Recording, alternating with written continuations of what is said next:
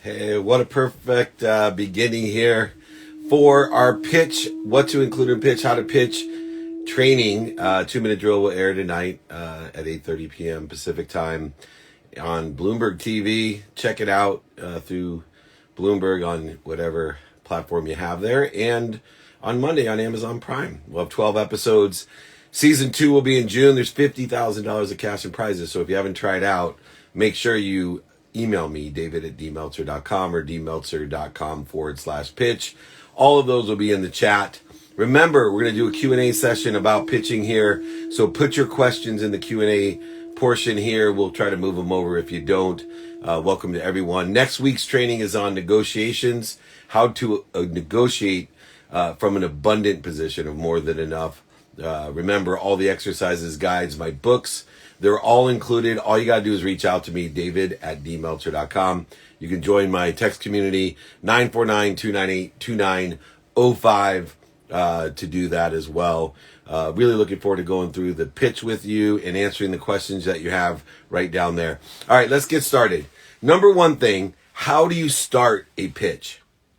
And the number one way you start your pitch is preparation. I think the number one thing that's come across, whether it's in the TV show Elevator Pitch, which I executive produce, or in 2-minute drill, or all the other pitch competitions, or pitches that I've seen from funding different deals, is that what separates credibility is preparation. And we have a whole different way of preparing now because most of our pitches are virtual, which means we have to make sure that we are not only prepared with the content of the pitch, but we're prepared with the video, with the connectivity, with the background, whatever it may be. We want to make sure that we don't lose, but take advantage of the preparation that we can have. So utilizing different notes that you can put up there. We don't want to read a pitch, right? That loses credibility that we're not prepared, but it's okay to have notes taped up. It's so much easier to be prepared, but there is more to be prepared with when we're going virtually in a pitch. Credibility, though, number one, in how to start a pitch, we want to make sure that we start out at the highest credibility of understanding what our business is, the needs are, the ask is, whatever it may be. There's a variety of ways. I love to combine credibility with emotional attachment when I start a pitch. You know, I love to tell a little bit of a story and teach a lesson and then build that into my pitch of why I've created this product, solution, or service in order to fill that story or that lesson. And those pitches can and can't start with an ask, but make sure that that ask is somewhere within the context of your pitch to see exactly where you are. Now, some great ideas in preparing. People ask me, well, how do I prepare? Practice the actual pitch. Practice in a camera and watch yourself. Practice to friends, families, and associates. Practice in the mirror, old school. See yourself talking there and watch yourself. The more you practice, the better it gets. I tell a story about how as my career in speaking started to take off and I had larger and larger crowds, my 10-year-old son, Miles, asked, aren't you nervous to speak in front of 70,000 people in a stadium or 20,000 people in the theater? And I asked Miles, I said, why don't you come on stage with me and clap once and tell me if you'd be nervous? He said, no, I won't be nervous. I said, why? He said, because I know I can clap. I won't be nervous at all. I said, that's where you have to get in your pitch. It has to be like clapping. It has to be an unconscious competency that allows you to know your business inside and out with credibility so you don't get nervous, you don't misquote or mistake things. You'll see in 2-minute drill tonight, there's people that forget the name of their company. There's people who do all types of things that just illustrate that they're not prepared. And since we invest in entrepreneurs, we invest in people, we want to invest in prepared people who are confident, clear, and balanced in what they're doing, that know their business inside out and have practiced the pitch as well. Now, one other thing about preparation as you go through is that if it's not your core competency or capability to do a pitch, then find somebody, hire someone, get someone to pitch for you. You may be an incredible innovator. You may be an incredible engineer. You may be an incredible design person, whatever it may be, but you may not have the capability of pitching. You're better off in the preparation, realizing that and getting somebody to pitch for you. It's well worth the time, energy, resources, emotions, and money to get a professional to pitch for you in that preparation as well. And hopefully it's someone within your business, but even if it's someone outside, I would prefer to see a professional prepared pitch, a credible pitch that articulates that emotional attachment. And if we can start off with credibility and emotional attachment by using preparedness, you're going to be way ahead of the game. We're going to be looking for things to help, not looking for the skepticism. I'm going to go through the biggest mistake I see in credibility. By the way, I see people overselling, back-end selling, lying, manipulating, cheating from the very start. They're hiding numbers, and it's obsequious, meaning it's obvious to people. And what happens is the minute I start assuming that you're overselling, back-end selling, lying, manipulating, or cheating, I start looking for holes. I start looking at how skeptical I am at what you're doing. And we don't want to do that, right? We want to keep everything on a positive where we're giving the benefit of the doubt, not looking to see where that skepticism is in what we do. And so we want to start off at the highest level of integrity and credibility, including it could be, vulnerability. When we show vulnerability, not only are we credible, and I always say to be invulnerable, you have to be vulnerable and start off in a vulnerable position, but we also get the emotional attachment. So telling those stories of how we created the company and why we created the company, utilizing vulnerability is a great way to illustrate the credibility as well as to perpetuate the emotional attachment that only increases your statistical success. You want the benefit of the doubt. You do not want someone looking for holes in what you do and looking for the negative side or the arguments against what you're doing, because not only won't they align or share your vision, but they may infect those other people around them that may have a positive perspective or see the value or share the vision in which you have. So make sure that you start off on the right foot by, number one, being prepared and understanding where in the credibility and emotional attachment you're going to hit people, and consider making your ask up front so people can put what you're saying in alignment with what you're going to be asking for. Not a necessity. That's a matter of personal choice whether to do that or not. The second thing to talk about is what makes a good pitch in the pitch. Obviously, the preparation, the backdrop that you have, using props, notes, other things effectively so that you're not reading, but you're presenting in a passionate, profitable, purposeful way, telling a story, teaching lessons, and most important, what's the purpose of the pitch? It's to articulate quantitative value that exceeds the value that you're asking for. Let me repeat that for you. The only purpose of a pitch is to articulate in a confident, clear, and balanced way the quantitative value in which that exceeds that which you're asking for. And if you're capable of doing that, I can't see any reason that someone wouldn't want to do what you're asking to do or give you the value if they're receiving more value and you're capable of articulating and quantifying that value to them. Well, how do we do that? Well, we have to be more interested than interesting. And so when we prepare all of these different props, notes, things, we want to make sure that we cover all the most valuable reasons why someone's going to do what we ask. And we want to list those out in our preparation, and we want to try to quantify them with time, value, emotion, and go ahead and put dollar signs, if you can, into those types of explanations, articulation. And if you can list out a variety of reasons and capabilities that are quantifiable, not subjective, right? Everybody knows what subjective means. That's the loser pitches that I see, the ones that are based off of only credibility and emotional attachment, the ones that I call the Barney pitches, the purple dinosaur that talks about, I love you, you love me, nobody makes any money. And I get those pitches all the time where I just adore the person who is pitching, but they're not capable of articulating a quantitative value that's exceeding what they're asking for, or not even close.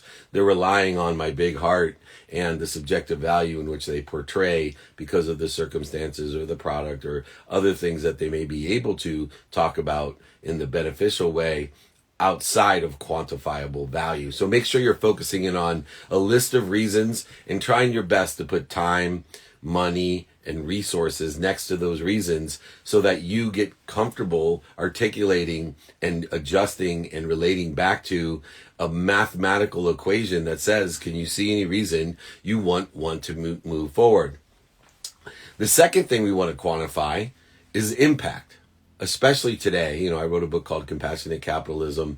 We want to talk about how does this impact the environment? How does it impact our society? How does it impact education? How does it impact our health? How does it impact something that also pertains to what? That's right, quantitative value. And if we can and are capable of articulating that quantifiable value of impact that, so many millions of bottles go into the ocean every year, and because we use recyclable bottles or containers that we're going to save 2 billion bottles, which then will result in this much savings or this much time or this many resources that will then prolong what credibility and emotional attachment of our children having an earth to live on or a sustainable place to provide fresh water or air or some of these necessities that do have quantifiable value, right? If we run out of water, I can tell you it will be trillions and trillions of dollars of damage. Just the same as if we cannot stop a pandemic, I can tell you how trillions and trillions of dollars will be wasted. And we can put those things into quantifiable value. The impact it has if we don't have the proper procedures in order to protect our country from blank, or protect our air from blank, or our ocean from blank. And so we really want to get focused in on, when we're talking about how to pitch, on not only the reasons and the quantifiable value, but the impact that it has. Now, what do we use the capabilities for? Now, capabilities are not only just features and benefits, they're actually skills, knowledge of what and who, and combined with some sort of desire or emotional attachment, meaning that if we can support the quantitative analysis with features that we have or benefits that we can provide, that's how we use a capability analysis, is we tie in the features and benefits of our product, solution, or service in order to support a capabilities analysis that's quantifiable, that, this will allow you to retain this many employees per year, or this increase in engagement. 10% increase in engagement will increase your productivity 10%. You're netting $100 million a year. Can you see any reason you wouldn't want to make this investment to gain $10 million a year? This is the type of analysis that goes into pitches that are successful. Someone that goes beyond the game of emotions, beyond the purple dinosaur, and into a quantitative analysis of, here's the reasons and here's the numbers behind the reasons. Here's the impact that it has and here's the numbers behind the impact. Here's the capabilities supported by the features and benefits of my product, service, or solution, and here's the quantifiable and quantitative analysis of that. Considering all of these things, can you see any reason that you wouldn't want to move forward? Considering that I've been able to, through credibility, emotional attachment, the quantifiable analysis of reasons, impacts, and capabilities, exceed the value I'm asking for. It's all math. And if I can come to that conclusion, then I need to practice it with the proper backdrops and technology and notes and props in order to effectuate articulating that. So many people know their business, and when I have a straight conversation with them, they're capable of having a conversation and proving out a quantifiable analysis of what they're doing. But moreover, they can't present. They could not present and articulate that quantifiable value to a reasonable standard or the ability to show how it exceeds what we're doing. Now, within the context of what makes a good pitch, there's also one thing that at least 33% of the time, no matter what TV show I've been on, what pitch competition I've been involved with, or funding myself, I cannot believe how many people forget to ask. Now, I like to ask up front because I would rather people align what I'm talking about, the values that I'm talking about, with what I'm asking for.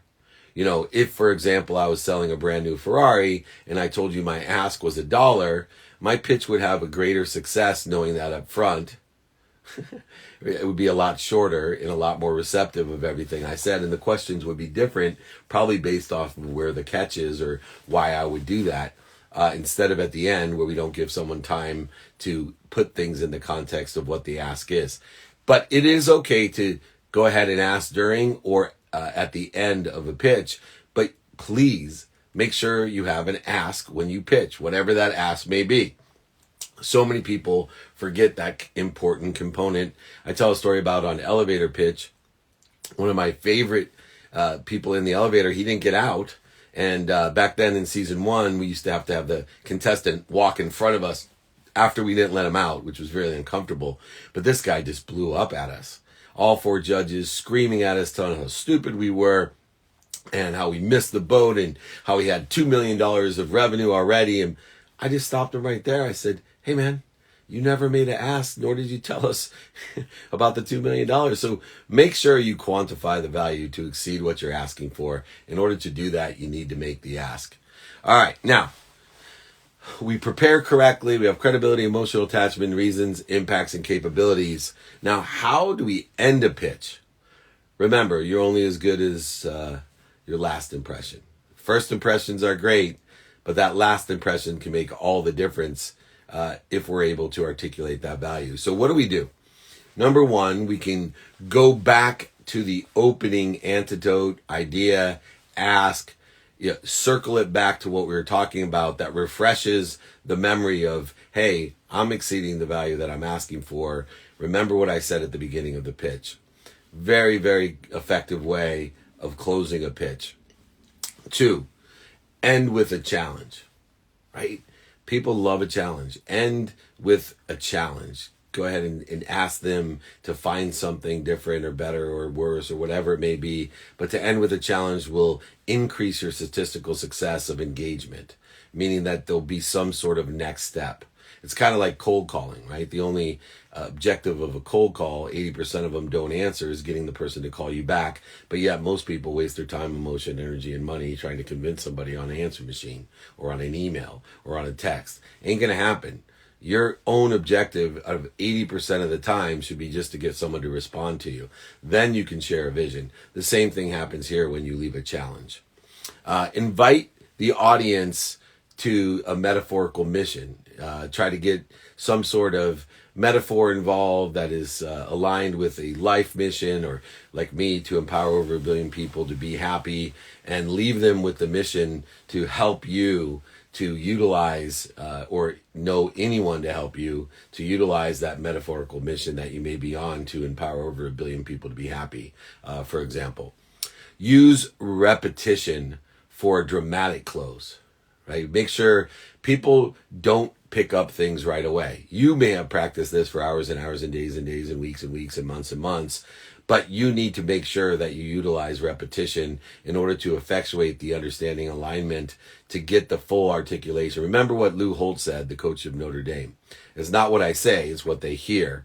And sometimes in order to hear something, you need to repeat it not just once, twice, but sometimes 3, 4, or 5 times. I always, when I'm doing speeches or pitches, like to tell you, and that's why I put the ask up front, I like to tell you what I'm looking for, and then I tell you what I'm looking for, and then I remind you what I was looking for at the end.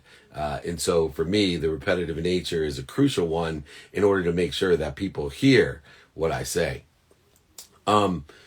Inspiration.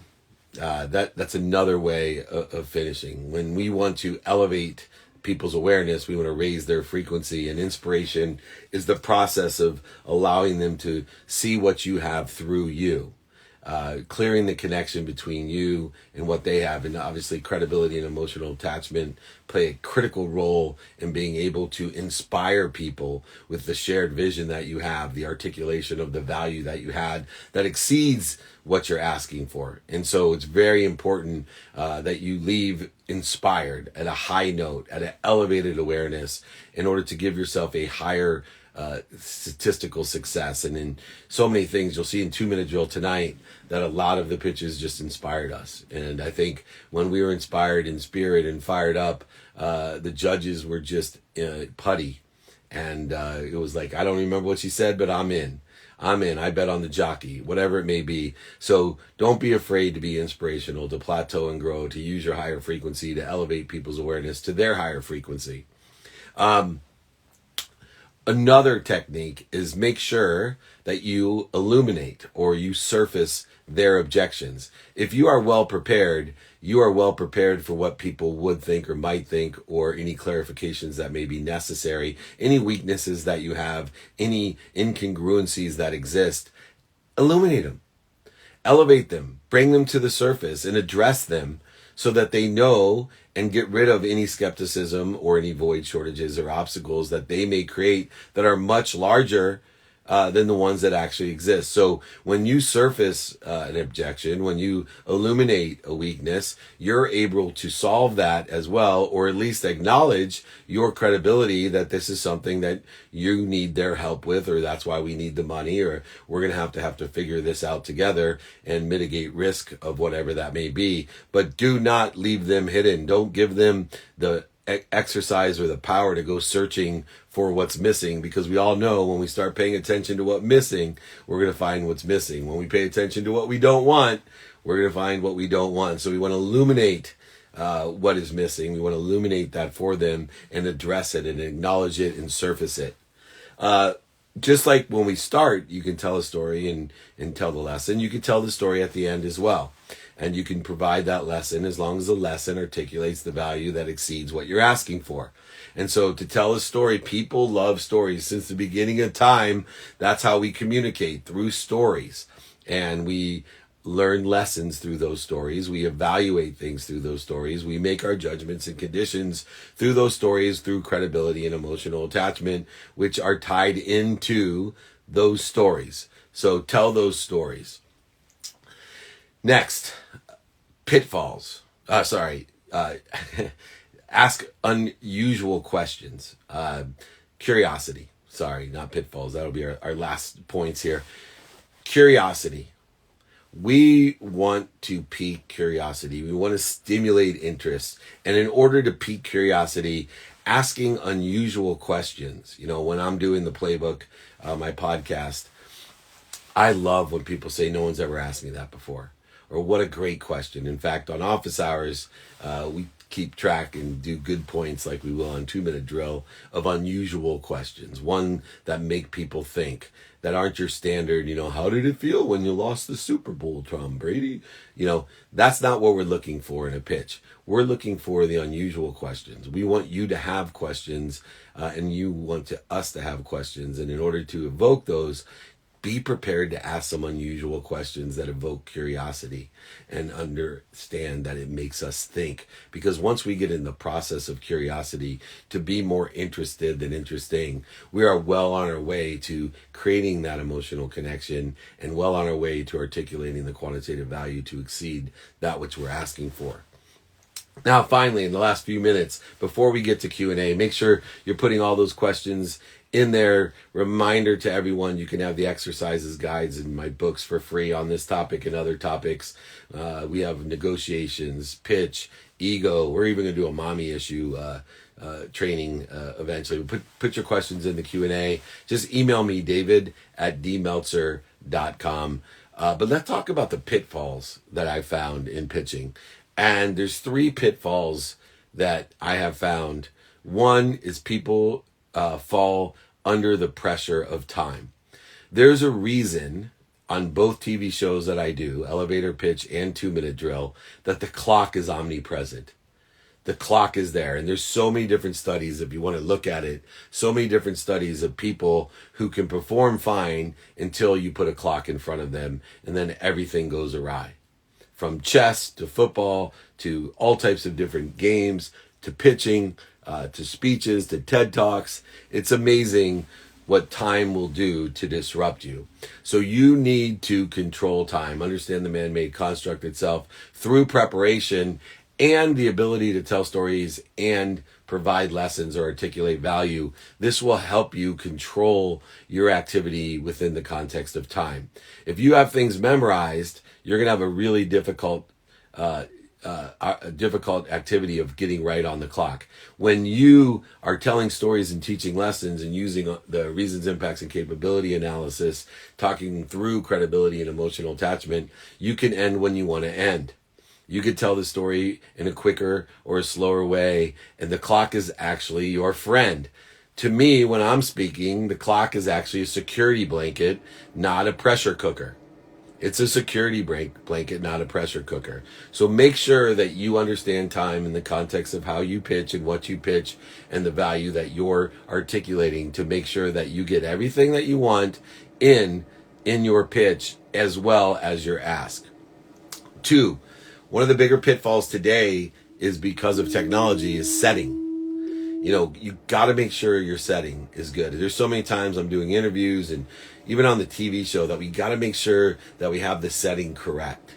The lighting needs to be correct. The mic needs to be correct. Our notes need to be in the right place. Our Instagram Live needs to be there, and our webinar needs to be here. Whatever it may be, all the setting needs to be correct. And in order to do that, you're going to have to practice that setting. But we want to make sure that we don't fall into the tragedy of something happens with our setting and it disrupts our entire presentation. It sometimes will even cancel our presentation if we haven't looked at the connectivity that we have or the lighting or something else that can get into our way of actually performing.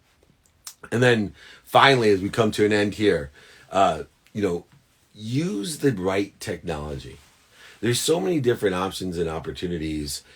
If you're pitching and you control the pitch, make sure you're using the right technology according to who's on and what's going to happen.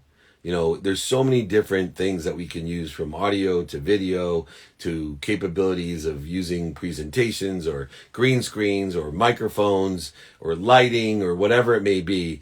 Do your research. Be more interested than interesting. Let technology be a benefit, not a detriment to what you're doing. And so if you can utilize starting in the right way with preparation, preparing yourself with credibility and emotional attachment, being able to articulate a quantitative value, not a subjective Barney purple dinosaur value, but a quantitative value, listing out the reasons with math behind it, the impact with more numbers behind it, and features and benefits to support the capabilities you have in order to answer that call of providing and articulating more value than you're asking for. And utilizing that preparation not only for the presentation, but also the technology, also the time, and the setting of what we're doing. Make sure you use all the different methodologies of ending a sale pitch on the highest note, the highest frequency. And I promise you, the answers that you'll get not only on my TV show, where you can win $50,000 of cash and prizes. So if you're not trying out, I don't know what you're doing. If you want to pitch something, I don't care. Pitch eating broccoli to a great company that needs funding. I don't care. Not only we get the exposure and awareness of Bloomberg and Amazon and all of our networks from the companies involved and the coaches and the judges involved, but moreover, you may win some cash and prizes. So we'd love to have you. David at dmeltzer.com, dmeltzer.com/pitch. All right, put those questions in. I see they're loading up in the Q&A section. Remember, get your exercise, your pitch exercises and guides. My book, I'll sign it, send it to you, ship it for free.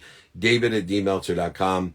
Join my text community, 949-298-2905, 949-298-2905. All right, let's take some questions here and get this thing going.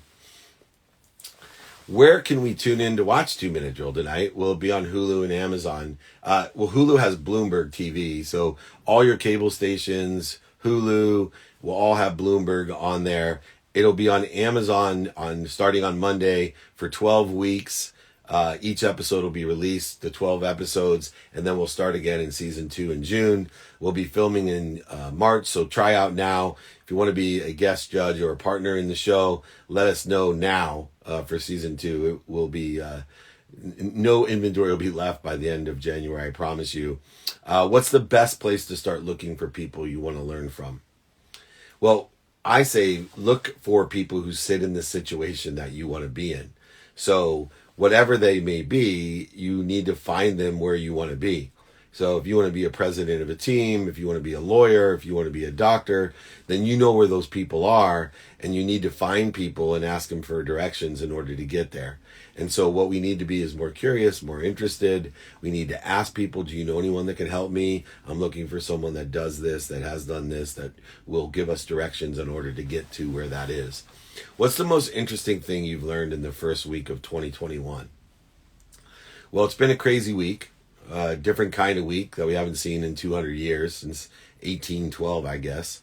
And so for me, I've really learned about forgiveness and the power and certainty that forgiveness has. That we need to, what do they say? That my biggest fault is I have a need to be offended, right? I have a secondary ego-based consciousness. I have a need to be offended, and I get offended, and then I end up creating void, shortages, and obstacles, interference to the connectivity I have to everything and everyone. Well, forgiveness resolves that. The word offense, by the way, actually means to bait, right? So I'm baited into allowing something to suck my soul, to suck my energy. And instead of going to resistance, into anger and frustration, let's all go to forgiveness and try to figure out and appreciate what we have and where we have common interest and common bonds. And then let's appreciate the difference. Let's listen to the differences and use forgiveness of ourselves and others in order to give that away. But remember, offense means to bait. Do not be baited into creating void, shortages, and obstacles and interference in your life. Use forgiveness as a tool for peace and a tool for certainty. Best way to pitch on social media, Instagram specifically. I'm trying to sell art, coloring books, fan art, and commissions. Well, Antonio, the best way to do that is to stimulate interest, to get somebody to call you back. So whether it's in person, on the phone, via email, or social media, on Instagram, you want to put something up that stimulates them to get in contact with you so you can articulate the value to exceed what you're asking for. That's the mathematical equation. And so whatever coloring books or commissioned art or samples, testimonials, music, whatever it may be, credible and emotional, to get somebody to reach out to you so that you can explain, meaning articulate, explain the quantitative value that you're asking for and be able to exceed what your value is to what you're asking for. Do we have to pitch live or record? So for 2-minute drill, you can record for the tryouts to get to be a finalist. Then once you're a finalist, you have to pitch live. Not live meaning in person. We do it virtually live. And all of the pitches are virtually live, which then allows you to use your own technology, your own settings, your own preparation, and use that as part of the evaluation as well. And the judges as well will be in studio and some be remote as well. I'm not sure it's related to today's topic, but that's okay. But what book on leadership and money management would you recommend? Thanks, Muriel from Montreal, the one you met in New York City. Oh, hey. Yeah, so I always recommend Sharon Lechter, Rich Dad, Poor Dad. Sharon Lechter has a great book. Think and Grow Rich is a great book. The Millionaire Next Door is a great book. There's so many different leadership and money management books. I also tend to lean on the spiritual side of the energy of money, so I got to throw in Power of Intention there by Wayne Dyer. Connected to Goodness isn't bad either. Compassionate Capitalism and Game Time Decision Making. And if anybody wants my books, I'll be happy to send them to you. David@dmeltzer.com. Just reach out to me. Happy to send them to you with the exercises guides, the pitch guides, the sales guides, the ego guides, whatever other trainings that you can find on Spotify, Entrepreneur. The playbook is where this is all at. So check out the playbook, share it, like it. You can listen to over 600 episodes with billionaires, millionaires, entrepreneurs, celebrities, athletes, entertainers, and all my trainings. They've made a specific playlist on Spotify featured on Entrepreneur on every platform. What you found to be most effective channels for finding interested clients? Example, cold calling phone numbers found on Google, trying to email through alumni database, or word of mouth recommendations. I have 4 ways that are most effective, but they all require me to ask one simple question. And that question, first of all, write it down, is do you know anyone that can help me? If you can learn that question, and whenever you meet someone in person, whether you know them or not, and be able to effectuate with a series of questions, not only how you could be of service or value to them, but more importantly, do you know anyone that can help me in person, on the phone, via email? In fact, I still check my sent box every single day to make sure that I am statistically successful in asking for help. Being radically humble and asking, do you know anyone that can help me, on as many emails as I can, whether they are spam emails to me or people I've known forever. I'm asking in that email, do you know anyone that can help me? And then finally, social media and traditional media. Making sure that they have that ask, do you know anyone that can help me? Building that network, which now exists in person, on the phone, via email, and traditional and social media. Those are the 4 ways, as long as you know the series of questions asked, that you can provide value or service to articulate that well, but moreover too, do you know anyone that can help me? Remember, there are no gatekeepers. There are no gatekeepers. There are only sponsors and power sponsors. People who can help you or know somebody that can help you and can help you themselves. On average, most people know about 1,000 people today. So it's much easier than it was when I was young and we could only get the card group, the golf group, the church group, whoever else we were closest to. I'm starting a student-led design consultancy at Cambridge and want to know if there are any big challenges you have faced in your consultancy work that you foresee may be exacerbated by the fact that we are a student consultancy. Yeah, the biggest one and challenge is to guarantee profitability. So in order to guarantee profitability, it's easy for me to do because of the economic situation that I am and the situational knowledge that I have. Students, on the other hand, don't have the wherewithal or the situational knowledge in order to guarantee value or profit. I have a huge advantage over people that I only work month to month. I mitigate all risk. I don't lock anybody into anything. And I guarantee I'm a profit center. So I qualify everyone by how I can be of service or value, and then determine how I can guarantee a quantitative value, not only articulate to exceed what I'm asking for, but guarantee it. And so that will be the biggest challenge, is communicating or articulating how you can exceed the value that you're asking for as a student in the consultative role, because you have limited situational knowledge and probably limited economic resources, 2 things that allow the guarantee that seems to be a great way to articulate quantitative value. How to make a pitch memorable. Practice. I think the best way to make a pitch memorable, utilizing, how to start a pitch, make a good pitch, end a pitch, and the pitfalls of a pitch. But in the game, how are we ourselves memorable? And that's just, being good, right? Everybody remembers a great performance. Have a great performance. If you can do something or create energy or value that no one else does, they're going to remember you. And remember, you want to be memorable for a good reason, not for a bad reason. So make sure what you want to be remembered is the quantitative value that you articulated and how it exceeded so much what you were asking for. What's your follow-up process after the pitch? So after the pitch, I create a go, no go plan.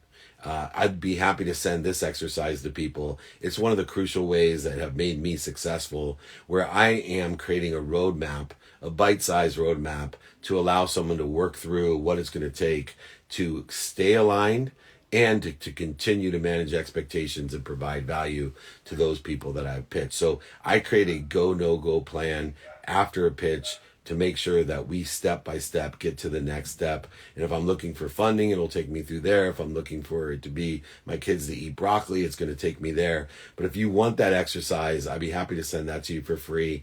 David@dmeltzer.com. If you're in sales, besides being in our private sales group, you need to have the go, no go plan. It's a game changer to manage expectations up front. Remember, once you get a sale, that's only 20% of the way there. The way that we thrive is to create and manage expectations and develop those expectations. And the way that we do that is through a go, no go plan. And it's very easy, very simple, very easy to template, but I use it every time as a follow-up process. I'm really bad in writing emails, and I feel my content is not great. How do I improve on this? Well, first of all, improve on looking within and knowing your own frequency. You can't please everyone. And if your frequency has a vibration that seems to be less inspirational or less educational or less intelligent, it would not matter. Just continue to evolve and learn and articulate your frequency, because there's about 4.4, 4.6, or 5 billion people now utilizing media, traditional and social media. And if we're putting out our own frequency, we'll tend to attract that. I use Dr. Pimple Popper as my classic example of frequency because the majority of the people in the world do not want to watch that stuff.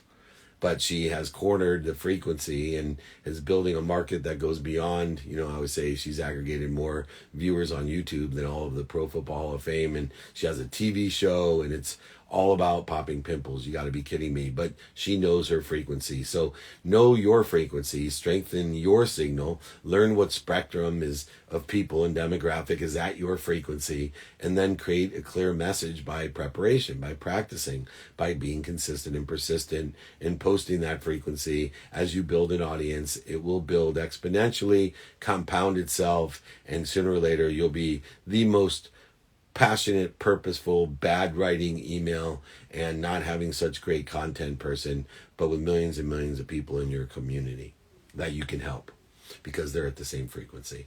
No judgments or conditions put upon bad or good, in my opinion, but it's just yours. So don't compare yourself to other people. Comparison with other people will rob your joy. It will steal your energy. David, thanks for everything you do as always. Given your experience in sports agency space, could you give us insight into pitching in that industry? How does that differ to other areas? What's the biggest lesson you've learned with building a sports agency? Well, the biggest lesson I've learned, first of all, and I'll get into the pitching, is that in order to be a great sports agent, you just need to know two things. How, number one, to sign a client, and two, how to keep them. Those are the only two things that I look for in a sports agent. Can you sign a client, and can you keep them? And so in order to pitch, I think, number one, who you're pitching is most important, because great athletes get pitched all the time. The spheres of influence around them don't. The spheres of influence around them don't usually get treated with the same credibility as the athlete, etc. So even when I worked with Lee Steinberg and Warren Moon, it was amazing. So many people would talk all the details of the business with Lee and Warren, and they would blow it because Lee and Warren would come to me and say, hey, can you deal with this guy? And I had a need to be offended, or I already were in a detrimental position because why didn't they talk to me in the first place? But they had to stroke their own ego thinking that somehow Lee and Warren were going to make that decision without talking to the CEO of the company, the one that makes the business decisions, the one that they hired to pay to do that for them. So use the spheres of influence. Know that you're pitching to, one, sign a client, and then after that, managing the expectations, utilizing go, no go plan and other things in order to keep the client. It is a very competitive space that everybody wants to sign the greatest athlete. And then once you've signed them, everybody wants to steal them. So you got to know how to sign them and keep them in order to build a sports agency. And we do that through empowering people and working within the context of the spheres of influences, showing the credibility and emotion attachment to those spheres of influence so that they're telling the athlete or celebrity or entertainer, you have to go with David Meltzer. You have to work with David Meltzer. David Meltzer is the legend, the GOAT. That's who you need to go with. Work within the context of that. How do you build a team around you? Through values. If you want to build a team, it has to be a value-based team. You cannot micromanage your way to the top. You have to teach, in my opinion, gratitude so that everyone has the same perspective, that we're all looking for the superpowers and everything. We're looking for the light, the love, the lessons as a collective consciousness, as a group. 2, forgiveness, as we mentioned earlier, so that we have the peace and certainty in the team that we allow each other to expand, grow, and accelerate. What does that mean? We allow each other to make mistakes. We allow each other to learn and grow. And forgiveness is key to that. And then also accountability. We need to build a team around us by being accountable. It means that some people are liable, right? But there's no blame, shame, and justification. It's all, what did I do to attract myself to myself? And most importantly, what am I supposed to learn from it? When I have team meetings, it's so great. Or if someone makes a mistake, it's so funny because I have to go through 6 or 7 people because they're all telling me they're accountable. No, I'm accountable. Yes, you're all accountable. You all attracted it to yourself, and we all want to learn the lesson. So let's get beyond who attracted it to themselves, because it's apparent it's attracted to all of us. Let's get on to the more important issue of what lesson did we learn so that we don't do it again. Or if we do it again, we do it in a better way, which is an important distinction that people should make. Finally, understanding effective communication in team building, not only communicating with one another, but making sure that we're all communicating with the greatest source of love, light, and lessons, that we're all communicating with the greatest source of power, love, light, and lessons that we're all connected to. We want to not only be motivated, right, to get us up, get us started, get us back up, get us back started, but we want to live inspired as a team, in spirit, where people are connected to something much bigger than themselves, a purpose, a passion, and a profitability that far exceeds anything, so that they can make more money to help more people and have more fun. If you can build a team based on your values, mine are gratitude, forgiveness, accountability, and effective communication or inspiration, you will continue to accelerate and grow, and exponentially you will grow, utilizing compound interest. Just like Einstein said, the variable in the rule of 72 will allow you to keep on growing and helping more and more people until we create a huge collective consciousness of abundance, which will be, by the way, the next week's training, Abundant Negotiation, working from a place of more than enough to negotiate instead of just enough or not enough. Next question. Do you ever lose your place in a pitch? How to get back on track afterwards? Yes, I've lost my place in a pitch, in an interview, in a speech. And there's 2 ways. One, first, try to refocus back to where you were. And if you can't, immediately illuminate that you lost your train of thought. There's plenty of content out there where I'm like, oh my gosh, what was I talking about? I think people will appreciate the human aspect, the vulnerability that you have if you start at a place where you were, or moreover, just illuminate that you've lost your train of thought, and therefore you can either ask them where you were at, if it was an interactive pitch, or just illuminate that you have gotten lost and you're going to start here because you can't remember where you were, so you're just going to start back to where you were. So make sure that you're vulnerable in that way, and you will be fine. Do a John Lovitz impersonation. I think me talking is a John Lovitz impersonation. And if I look too much like John Lovitz, that means I've gained too much weight. I'm going to go for a jog after this. Yeah, that's the ticket. There's no crying. All right, anyway, I love John Lovitz. I got to get him on my podcast. Don't you think it'd be funny? John Lovitz and I on the playbook together. We had Dan Aykroyd, had Cameron Diaz. We can have John Lovitz. Not a problem. Any sports prediction for 2021? Yeah, let me just start with one. My biggest sports prediction is going to happen on my birthday, January 11th, Monday, when we launch 2 Minute Drill on Amazon. It's a big day for me, but it's my biggest sports prediction for 2021. And that's Ohio State Buckeyes are going to upset, as a 7.5 point underdog, the Alabama. That's right, the Buckeyes. No, I'm sorry to tell you, Buckeyes will be the national champion. Justin Fields will show you what he's made of. And so I'm sorry, Alabama fans out there. It is the Buckeyes year. Thumbs up for Ohio. Here we go. OHIO. Great question, by the way. What are some of the other things beyond monetary return on investment are investors looking to get out of someone they invest in? Well, first of all, they're looking to invest in that person. So they may not see a quantitative value, but they see someone that's going to get it done. Right? They see someone, I look for that all the time. The common denominator of someone I'm going to invest in is the desire that they must be what they can be. Because the one thing, regardless of how great a business is, you got to have a no quit attitude. You have to have a try me attitude, not a why me attitude. You have to have a desire to must be what you can be in order to be a great entrepreneur, in order to make it happen, no matter how great the idea is, the innovation is, the IP is, the business is, or how much revenue you have today. Trust me. There's nothing more challenging and changing and growing and learning than being an entrepreneur and being a CEO of that company or a leader of that company. And if you don't have that backbone, that desire to be what you must be, it's not going to happen. So that's what they're looking for. The desire that you must be what you can be. Is the approach of making a pitch in our personal lives, i.e. asking someone on a date, different from business? Only in the respect that we're not quite in a business. We use quantitative value, meaning money and resources and time. I think it's much more on the credibility and emotional side of things. You don't have to go through quantitatively reasons, impacts, and capabilities. So that part's different compared to taking a girl or guy out on a date. But definitely credibility and emotional attachment are critical and are identical. But the difference in the business aspect is you don't need the reasons, impacts, and capabilities analysis.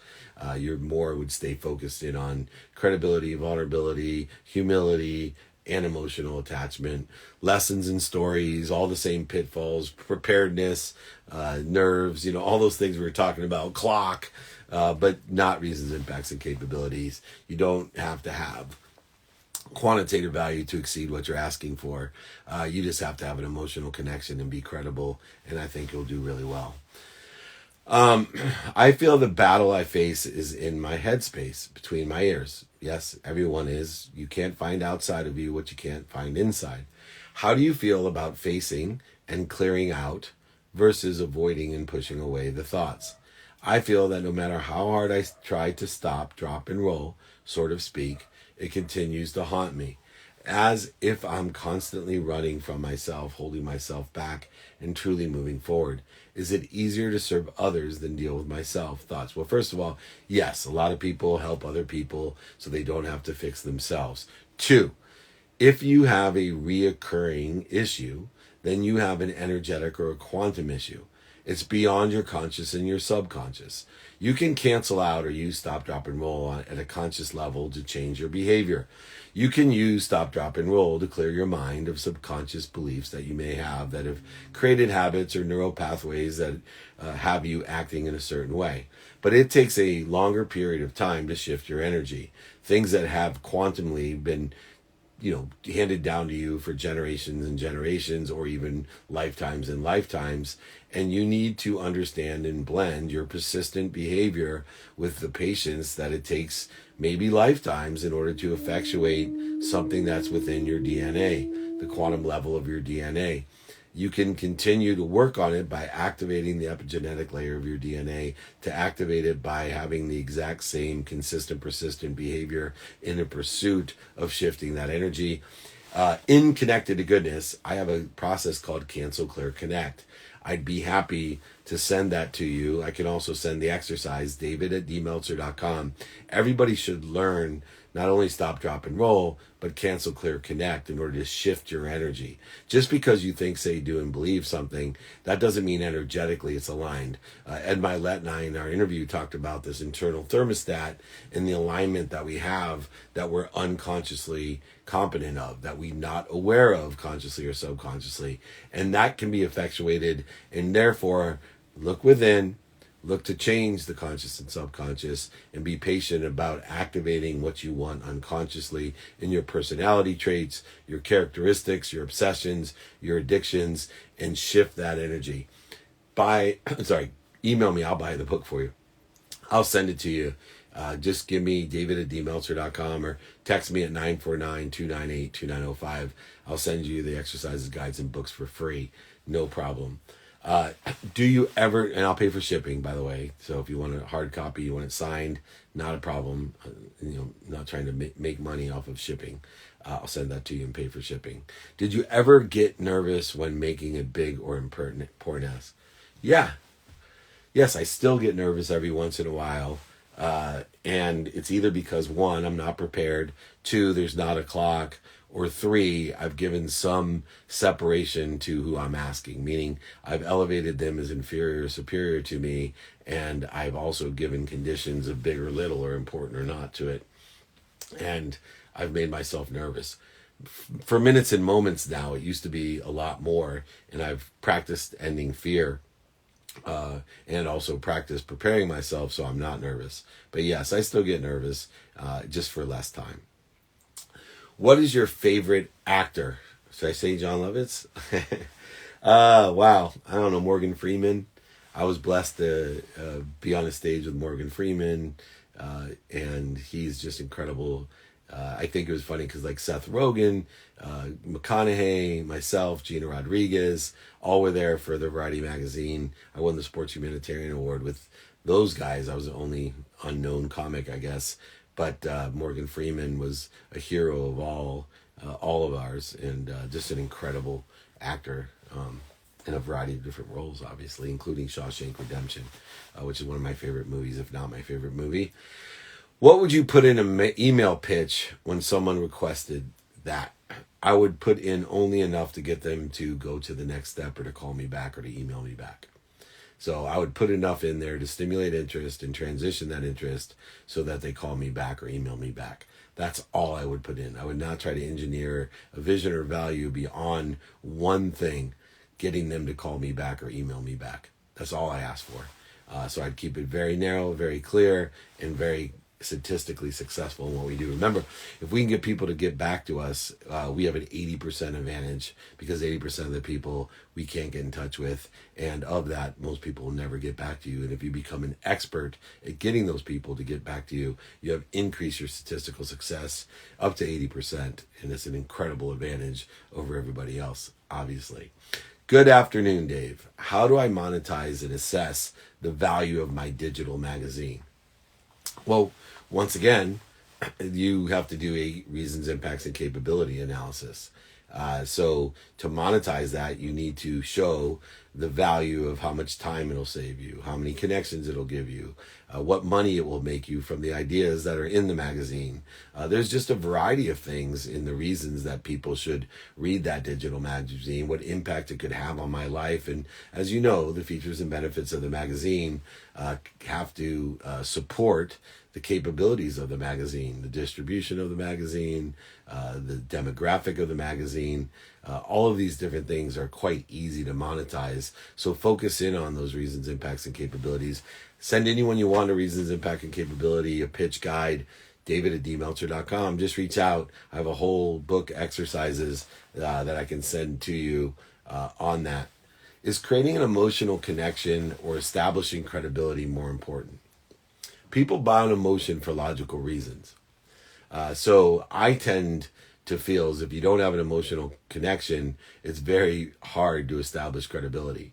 Now, it's very important to establish the credibility after you have an emotional connection, because if you establish insecurity, you're going to create a person who's seeking void shortages and obstacles, and that's what they're going to find. So I do lean towards the emotional connection. All right, anyone that didn't get the question, email me, david@dmeltzer.com. We are at high noon tonight. Join me 8:30 Pacific time. You got to check it out. 2-minute drill on Bloomberg TV. On Monday, it'll release on Amazon Prime Video. 12 episodes, 12 weeks of fun, $50,000 of cash and prizes on every episode. Get great feedback, great advice from all of the great judges. We had so much fun doing it. It's great value. It will exceed your expectations, I promise you. Thank you so much. Next week's training is on negotiations, abundantly negotiating. You can email me for all the books, guides, exercises that I mentioned or ones that I didn't, david@dmeltzer.com. You can watch the replays on Spotify, Entrepreneur, and every platform. The playbook, like it, share it. The playbook, it has its own separate playlist on Spotify, featured on Entrepreneur, and every platform. get my books, guides, exercises, and please join me. Watch 2-Minute Drill. You're going to love it. But most importantly, everyone, you can join my text community, 949-298-2905. You can email me, david@dmeltzer.com. But most importantly, be kind to your future self and do good deeds. Have a great week.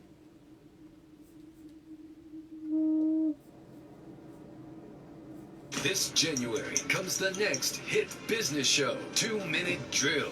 4 companies will have 2 minutes to pitch their business, competing for $50,000 in cash and prizes. Will they rise to the occasion?